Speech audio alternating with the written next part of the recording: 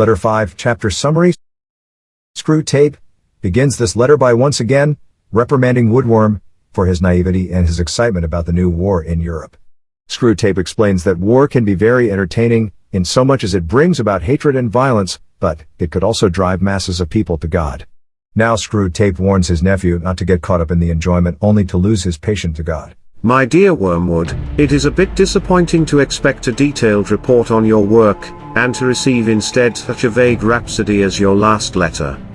You say you are delirious with joy because the European humans have started another of their wars. I see very well what has happened to you. You are not delirious, you're only drunk. Reading between the lines, on your very unbalanced account of your patient's sleepless night, I can reconstruct your state of mind fairly accurately. For the first time in your career you have tasted the wine which is the reward of all our labors, the anguish and bewilderment of the human soul, and it has gone to your head. I can hardly blame you, I do not expect old heads on young shoulders. Did the patient respond to some of your terror pictures of the future? Did you work in some good self-pity glances at a happy past? Find some thrills in the pit of his stomach, were there? You played your violin prettily, did you? Well, it's very natural. But do remember, Wormwood, that duty comes before pleasure.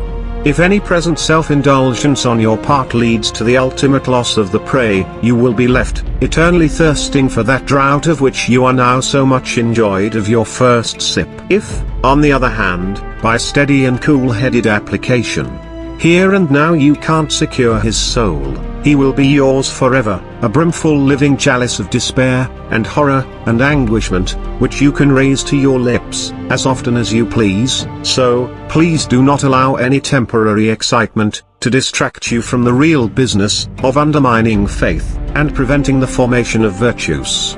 Give me without fail a full account of your patient's reaction to the war, so that we may consider whether you are likely to do more good by making him an extreme patriot, or an ardent pacifist.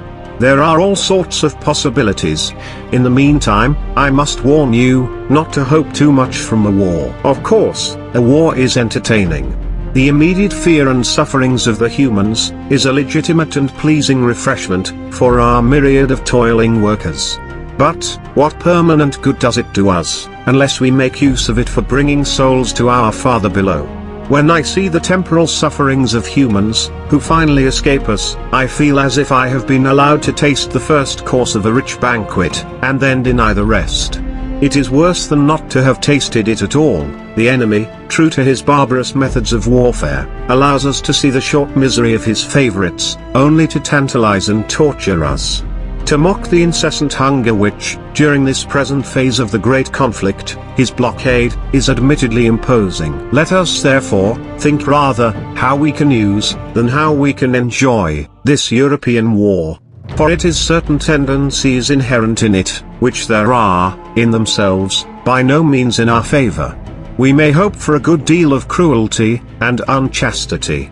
But, if we are not careful, we shall see thousands turning in this tribulation to the enemy, while tens of thousands who do not go so far as that, will, nonetheless, have their attention diverted from themselves, to values and causes which they believe to be higher than themselves. I know, that the enemy disapproves many of these causes.